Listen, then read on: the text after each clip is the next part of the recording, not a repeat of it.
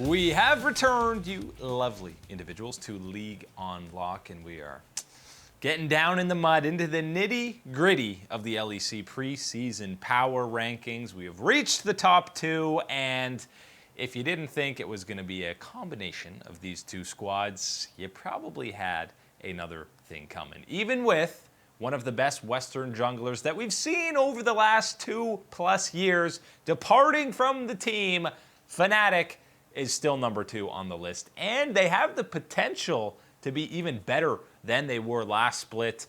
Back-to-back best of 5 losses to G2. They didn't win anything, but they still had a very successful year. They got to Worlds.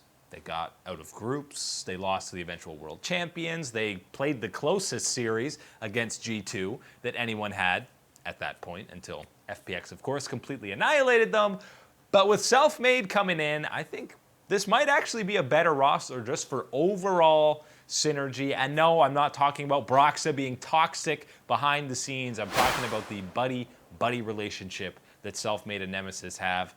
You've heard Selfmade talk about it in his announcement or his welcome to the squad that he just said, we're just really good pals outside of the game, our Nemesis and I. They've won EU Masters together, of course, with the Mad Lions, and now it's very confusing because they're also an LCS team, but Fnatic should still be the second best team.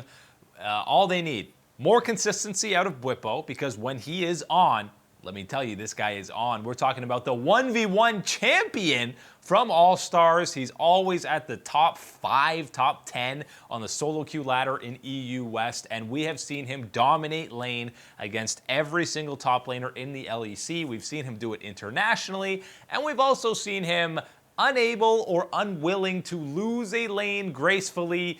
He's kind of very similar to what Huni was on Fnatic, except a little bit less of the highs, but he could be getting there in 2020 and really cement himself as one of maybe even the best top laner in the LEC. Rekkles and Hylissang running it back a 3rd year in a row.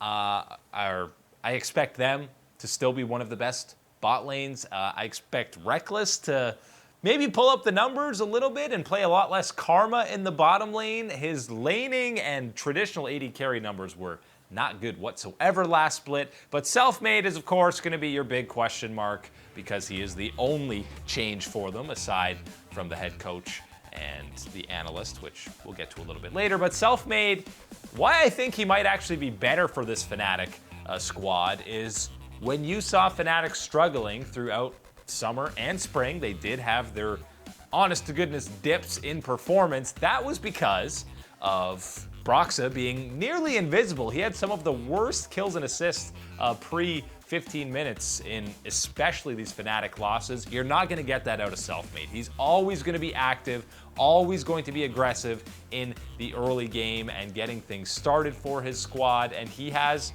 some really solid laners in Bwipo, who you saw his first blood numbers. Broxah was hanging out topside a whole lot because Bwipo is that incredibly aggressive, which is another reason why I think he's going to step up and be an even better top laner. It's because Selfmade is even more aggressive than Broxah, and that top side of the map for Fnatic is maybe what I am most excited about. I don't know if Rekkles and Hylissang are going to be getting that much attention. Definitely not to the levels that we've seen in years past. More so to 2019 because of that inherent synergy with Nemesis. They're just constantly on the same page. And as I just said, top lane Bwipo is pushing past the river regardless of the matchup, regardless if he's down a level, down CS, that man is pushing nonstop.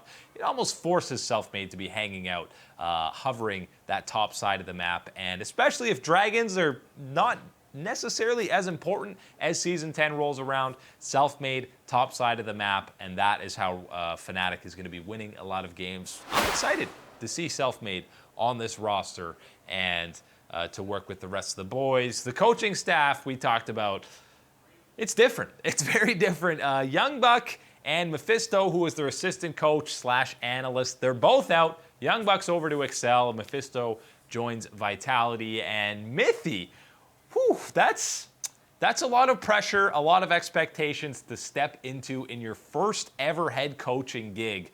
To come into Fnatic, a team that has world aspirations every single year. They've only missed it twice in 9 world championships. And of course, they have never missed a playoff run. So Mithy, the expectations are there to be vying for a title. A lot of pressure going to be put on his shoulders. And we talked about Reckless and Hillis saying pretty much every squad except for G2 and Fnatic made a change in their bot lane. Reckless and Hillis saying 3 years they've been together. You're expecting consistency out of them, and you're expecting consistency out of Nemesis in the mid lane. Even though it's only a year of LEC action under his belt, it was probably the most growth or development you've seen out of a player in his first year. Just think about Caps. 2017, you absolutely saw the growth, but he was not even close to the level of player that he is now or what he became in 2018. Nemesis almost did 2 years of growth